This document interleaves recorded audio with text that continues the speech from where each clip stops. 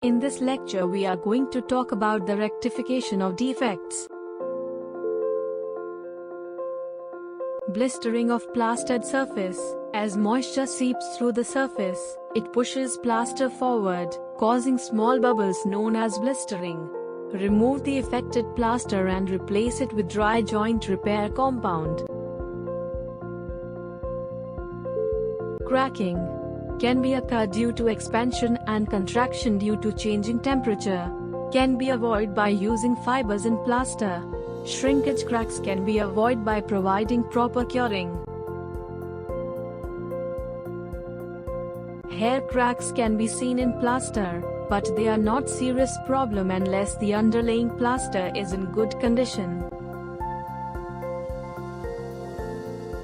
For cracks having width and depth less than 10 mm, are first widened with sharp pointed tool and then the cracks is filled with non-shrink grout.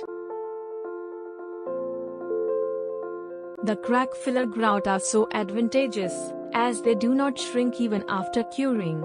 They can be applied single time, no repetition is required. They can be used for wall and ceiling also. Polishing is not required. Paint can be applied over after 5 to 6 hours of application. For cracks having width and depth more than 10 mm, are treated by removing surrounding plaster up to 25 mm on each side of crack. Then surface is cleaned and chicken mesh or fiber mesh is applied, and again applying the plaster. Ensure proper hacking and use chicken mesh at all RCC and masonry junctions.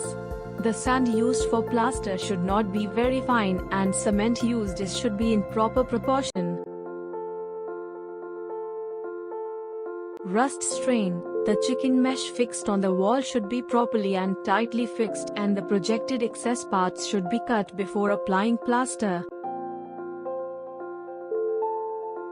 Efflorescence. The sand which is used in mortar mix should be washed before use. The bricks should be properly burned and water is cleared from salts and chemicals. Small amount of alum and soap can be added in mix. After completion of plastering work, the damp-proof coat should be provided. Uneven surface. This would be result of bad quality of workmanship. For that, train the mason for good work. Replacing flaked plaster. If the plaster coat is flaked, then apply plaster bonding agent and reapply finishing coat. Preferably, patching material should be used with non-shrinkage plaster grout. Repairing of holes. The old plaster is cleaned and the chicken mesh is fixed over hole. Bonding agent may be used for each plaster layer. Proper time lapping should be provided between 2 layers of plaster. Softness. To avoid the softness, keep minimum thickness of plaster and wash the sand. Peeling. The peeling can be avoided by hacking on the surface at closer distance, approximately 50 numbers of notches per square feet, and the sealing surface should be cleaned from the oily substance.